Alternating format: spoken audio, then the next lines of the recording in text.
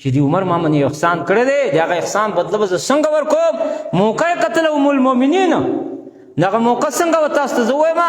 هغه موقع داسې حالات کې وه چې کله نبی علیه السلام ډېر خفه شو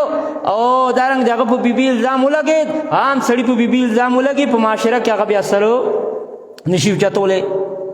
حجرې ته نشي راتلی رفاع عامه ځای ته نشي راتلی او بیا خو دا نبي دی او بیا هغه بیبي نه ده هغه بیبي ده چې نبي علیه السلام په ډېر سخت مین دی لکه منافقانو دې له چرچه ورکړه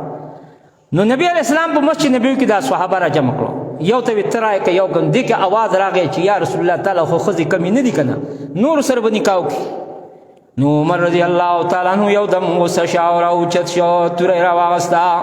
ویې الله رسوله زه تانه تعالی مشوره راکوم لیکن دوو خبرو تانه تپوس کوم اسألک عن اثنین د دوو خبرو تانه تپوس کوم د هغې نه بعد بیا تا ته مشوره راکوم وی افسخ وکړه تپوس وکړه که نه مانه نبی علیہ السلام ته عمر رضی الله تعالی عنہ یې د الله رسول الله ستا په بدن باندې مچکینی یا نه کینی مچکینی یا نه کینی نبی علیہ السلام یا عمر الله زما په بدن باندې مچ نه پریدي ماش نه پریدي ماش زما په سر باندې نشي بړېدلی دی برنه ولې دا ولد زنا دي عرب دې ته څه وایي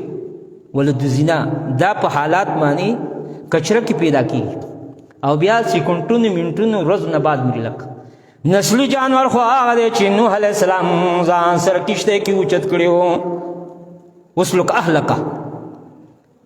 او د هر یو نه من کل زوجین اثنین د هر یو نه دوه جوړې دغه کا نو هغه که خر و که ټټو که منظره و که منګک و که مارو هغه نسلی دی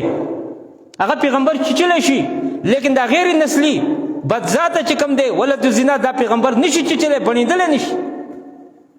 نو ځکه یې ویې ای عمر په ما باندې الله مچ نه پرېږدي او ماش زما له پاسه نه بڼېږي نشي راتلی لکه د هغې دا طاقت نشي ځکه دا ولد زنا دي لکه وی ښه دویم سوال تا نه کوم ای د الله رسوله آیا د عاشې سره نکاح تا کړی دی تا پیغام ورکړی دی یا الله ورکړی دی نبي علیه السلام ګوته اوچته شله اسمان ته وی الله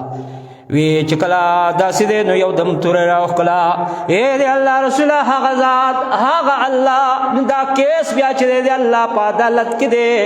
اوس به دا الله تا نه خلاصي بل څوک نشي خلاصولی دا به یو الله خرڅلی اوله خبره دا ده کله چې الله ستا په بدن باندې مچ نه پرېږدي ځکه مچ دی ډېر ګنده دی او دارنګې د دې انتخاب هم تعالی الله کړی نو هغه الله نه به تپوس کېږي چې تا د خپل نبي لپاره څنګه بیبي انتخاب کړی و ګوره چې کوم نسل دی که نه هغو لپاره الله انتخاب هم د وخته نه داسې کوي نو نبي علیه السلام جزاک الله یا عمر الله تعالی جزای خیره کی تا خو زما د زړه ګرانۍ ختمې کړې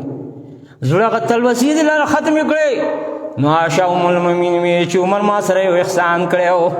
او ما وی چې د احسان بدله به ورکوم نن هغه زمانه راغله زویا چې نن د عمر له ترجیح ورکوم په ځان باندې هغه ته وایي چې دا ځای ما ستا په نوم باندې لایټ کړی دی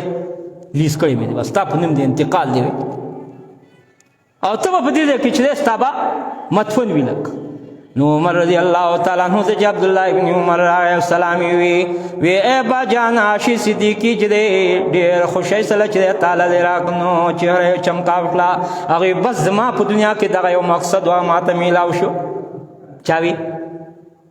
دا ولی دا داسې کنه زه تاسو ته خبره کوم